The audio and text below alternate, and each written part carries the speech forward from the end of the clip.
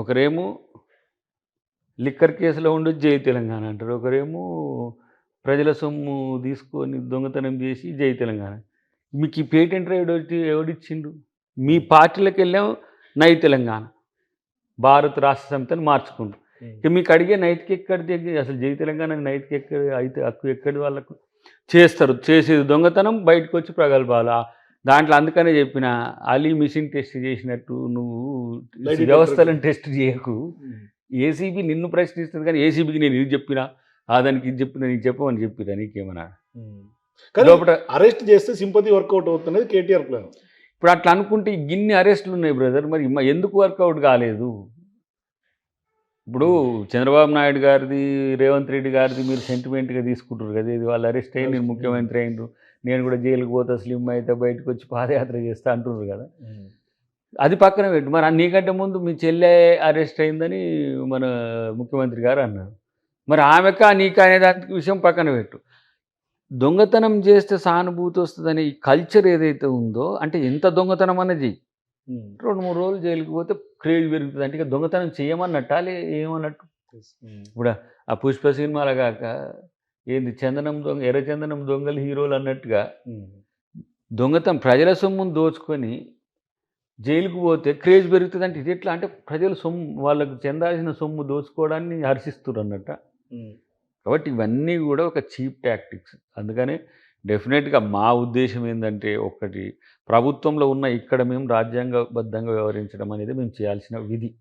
మేము తప్పు చేస్తే దానికి న్యాయస్థానాలు ఉన్నాయి.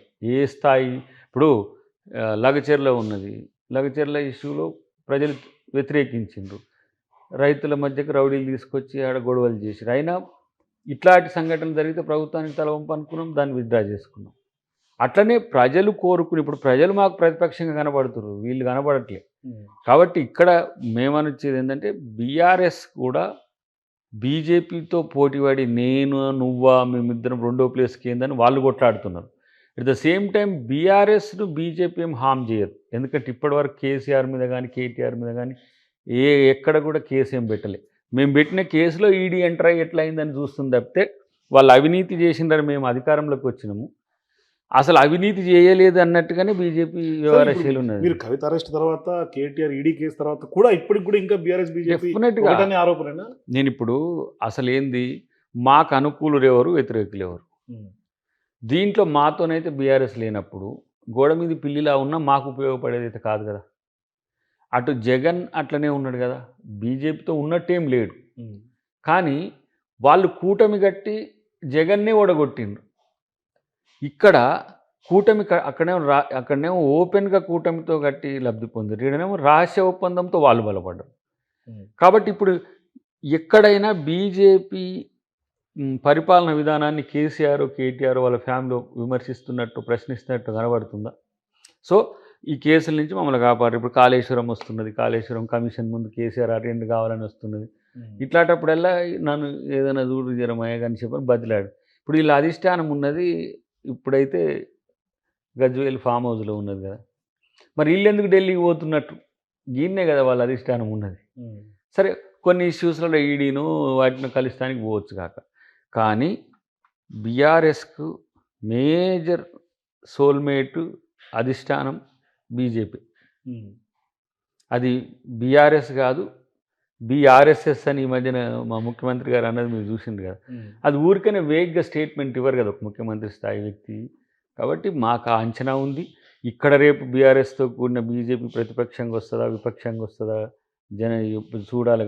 కానీ మీరు ఇంత కవ్వింపు కామెంట్స్ చేసిన కేసీఆర్ అయితే బయటకు వచ్చి ఎక్కడ మాట్లాడలేదు. ఎందుకు? ఆయన రావాల్సిన అవసరం ఏమి? కనీసం ప్రజల తరఫున కూడా పోరాడట్లేదు కదా. ఎందుకు పోరాడకపోతే ఏం లేదట కదా, అసలు పోరాడాల్సిన అవసరం ఏది అంటుండే ఆయన. అసలు ప్రజల కొరకు కొట్టాడేది, నన్ను ఓడగొట్టి ఫామ్ హౌస్లో పండుకోబెట్టి పండుకున్నా అంటుండే ఆయన. రావాలంటే రేవంత్ రెడ్డి స్థాయి నాది కాదనుకుంటుండే. అంటే ఇప్పుడు రేవంత్ రెడ్డి గొప్పనా కేసీఆర్ గొప్పనా ఇప్పుడున్న లెక్కల ప్రకారం? ముఖ్యమంత్రి అయితే రేవంత్ రెడ్డి కదా. అలాంటప్పుడు ఇప్పుడు ఆయన అనుకుంటే అది ఆయన ఇష్టం. ఓడిపోయినా కూడా నేను ముఖ్యమంత్రి అని ఇంట్లో అనుకుంటే, మరి ఆయన ఎర్రగడ్డ కేసు అంటారో మరి వైజాగ్ కేసు అంటారో తెలియదు నాకు. కాబట్టి ప్రతిపక్ష హోదా తీసుకోవద్దు అట్లాంటప్పుడు. ప్రతిపక్ష హోదా నీ కొడుక్కో నీ అల్లునికో ఇస్తే, మళ్ళీ వాళ్ళకి ఇస్తే నాకు పంచాయతీ ఏంటంటే ఒకరికి ఇస్తే ఓడి పంచాయతీ పెట్టుకుంటారు, ఇదొక లొల్లి. ఈయన వీళ్ళని కాదామని అంటే వారేమో ఎమ్మెల్సీ ఎవరు కవిత గారు. సో మనోనికి ఇప్పుడు తలకాయ నొప్పి ఎందుకురా బాబు అనుభవించు రాజా అనుకుంటే హాయిగా ఇంట్లో వండుకుంటుండు. ప్రజలు పోని రాని ఇప్పుడు